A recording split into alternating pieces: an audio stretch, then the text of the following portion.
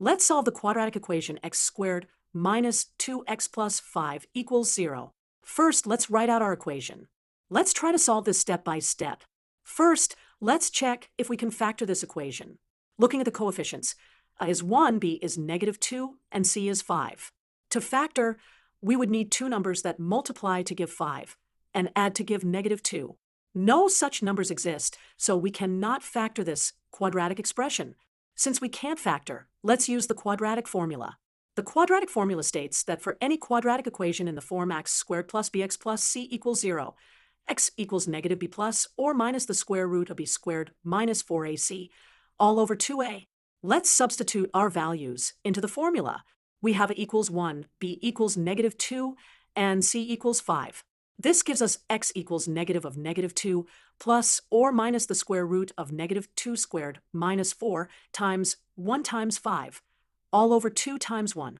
Let's simplify this step by step. First, negative of negative 2 is positive 2.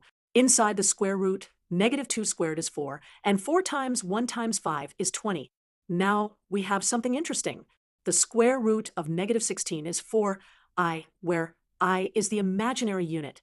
This gives us x equals 2 plus or minus 4i all over 2, which simplifies to 1 plus or minus 2i.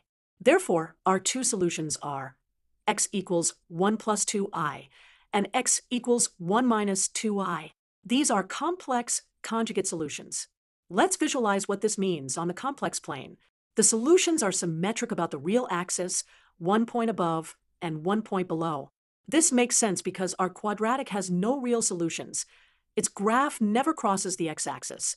Here's what the parabola looks like on a real coordinate system. In summary, we found that this quadratic equation has two complex solutions, showing us that sometimes quadratic equations can have solutions that aren't real numbers.